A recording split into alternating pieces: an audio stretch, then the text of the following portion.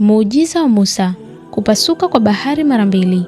Kulikuwa na wakati wa mapambano, wakati wa vita kati ya giza na nuru, kati ya mtu ambaye Mungu alimchagua kwa mkono wake na mtu ambaye moyo wake ulijaa kiburi kiasi cha kujiona kuwa Mungu juu ya wanadamu.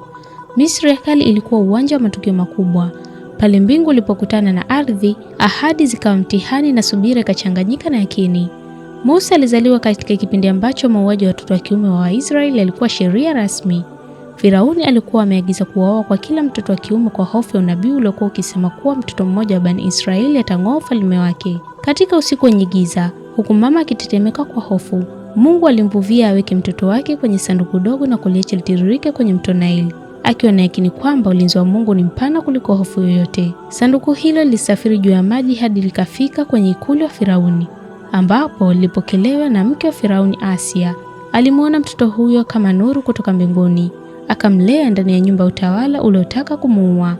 Musa alikuwa na ndani yake ikakuwa pia hisia ya uadilifu.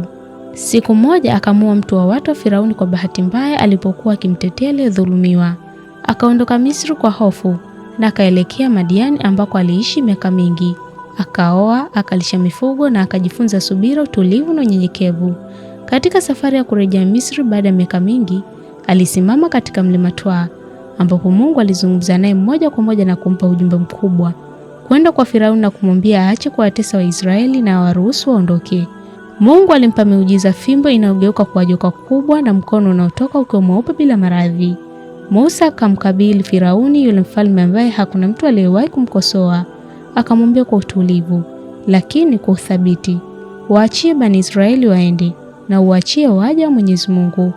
Firauni alicheka kwa dharau akisema, je, hatukukulea miaka mingi, leo unakuja kutupinga? Lakini Musa hakurudi nyuma. Firauni alipoona msimamo wake haubadiliki, akaamuru wakusanye wachawi kutoka kote nchini ili kumshinda Musa na kuthibitisha kuwa miujiza yake ni uchawi. Wachawi wakarusha kamba zao zikawa kama nyoka zinazoenda huko na huko. Musa akarusha fimbo yake ikawa joka halisi, likazimeza uchawi wao wote. Wachawi wakatambua ukweli na wakamsujudia Mungu mara moja. Firauni akawaka kwa hasira na kutishia kuadhibu vibaya. Kwa kila ishara aliyoipata Firauni, nzige, chawa, vyura, upungufu wa mazao, damu kwenye maji, alianza kuonyesha udhaifu, akimwambia Musa, tuombee kwa Mola wako. Lakini kila adhabu ilipoondoka alirudi kwenye kiburi chake. Musa aliendelea kuwafundisha Bani Israeli kwa siri hadi wakati ulipoadia Mungu alipoamuru wawatoe usiku. Walitembea usiku maelfu kwa maelfu, huku sauti za safari za jeshi la Firauni zikikaribia. Walipofika kwenye bahari ya Shamu, bahari ilikuwa mbele yao kama ukuta mkubwa na jeshi la Firauni nyuma yao. Wakasema kwa hofu, Musa, tumepatikana. Lakini Musa akasema kwa akini, sio na chembe ya woga,